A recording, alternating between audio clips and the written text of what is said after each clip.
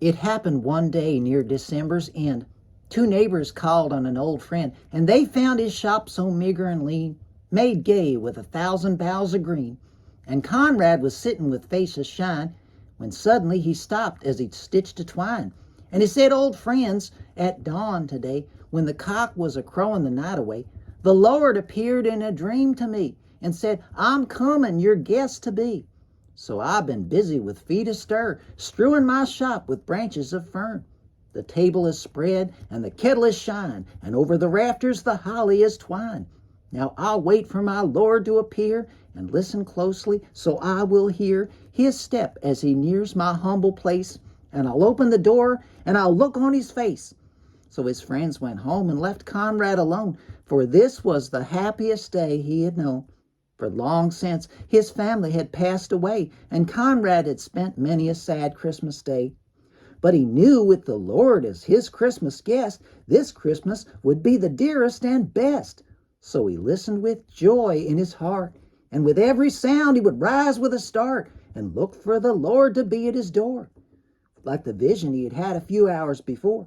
So he ran to the window after hearing a sound, but all he could see on the snow-covered ground was a shabby beggar with shoes that were torn, and all of his clothes were ragged and worn. But Conrad was touched as he went to the door, and he said, "You know, your feet must be frozen and sore.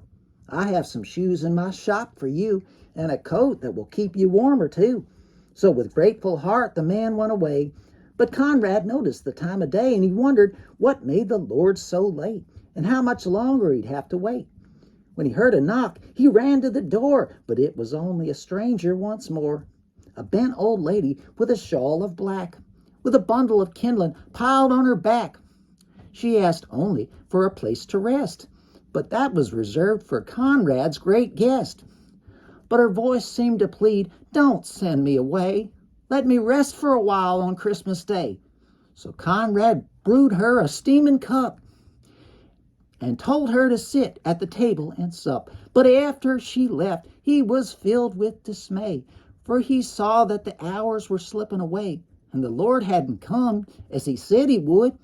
Then Conrad felt sure he had misunderstood, when out of the stillness he heard a cry, "Please help me and tell me where am I?"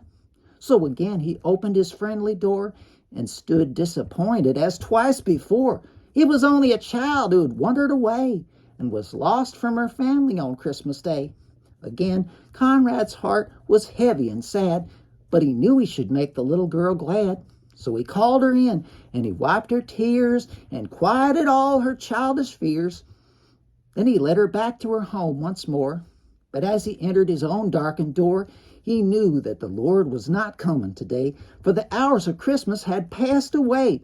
So he went to his room, and he knelt down to pray, and he said, "Dear Lord, why did you delay? What kept you from coming to call on me? For I wanted so much your face to see." When soft in the silence a voice he heard, "Lift up your head, for I kept my word. 3 times my shadow crossed your floor, and 3 times I came to your lonely door. I was the beggar with bruised cold feet, and I was the woman you gave something to eat. I was the child on the homeless street. 3 times I knocked, and 3 times I came in, and each time I found the warmth of a friend. Of all the gifts, love is the best, and I was honored to be your Christmas guest."